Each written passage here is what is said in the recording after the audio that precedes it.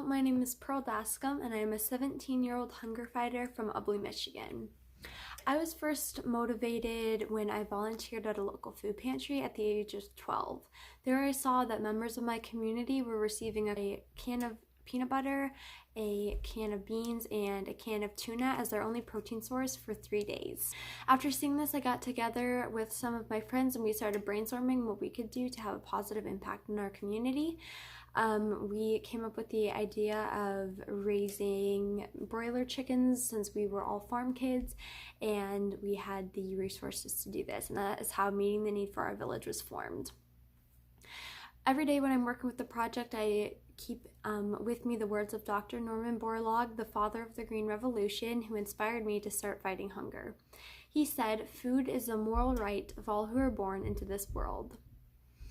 So our activity began when we applied for a $2,500 grant from National FFA, and this grant allowed us to purchase broiler chickens and the supplies that we needed to raise them. We felt that it was really important to do this because at the age of 12 there wasn't much that we could do. We couldn't drive and we didn't have any money, but raising animals was something that we knew how to do and we had the resources to do it, and we weren't going to just sit back and watch members of our community lack access to food and struggle with food insecurity. There was a lot of effort that was put into the project, and there still is. Every day we're making calls, we're going to conferences, attending meetings, talking to business professionals, we're at the food pantry, and every day we're just trying to improve the project and have a larger positive impact on our community.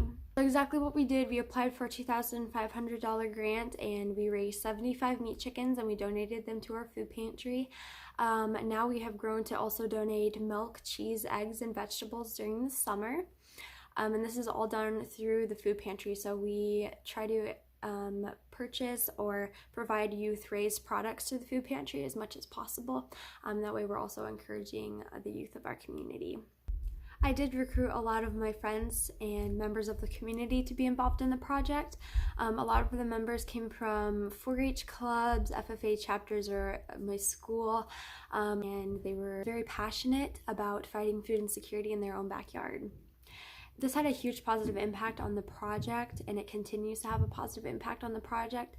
We have a fresh set of ideas, everybody has different strengths and weaknesses, and it has just proven to be very beneficial. Meeting the Need for Our Village and my volunteer activity has accomplished a lot in the time that it has been around. Not only are we fighting food insecurity in our community, but we're also focusing on dignity and treating people with respect. The families in my community are the main people who have benefited from this project, but also all of the volunteers who are involved in the project. So there have been roughly about 500 people who are involved or directly impacted with this project. As for the future of Meeting the Need, we are a soon-to-be nonprofit, and that will give us sustainability and make sure that we continue to have a positive impact in our community.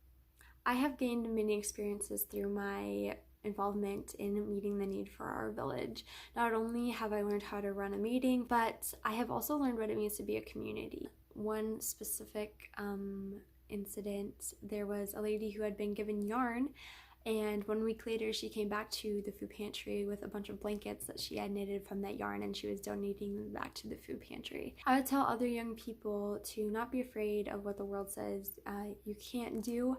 Find your passion and know your skills and just go out and make a difference. I'm very excited that I am part of the fight against food insecurity, and I can't wait to continue.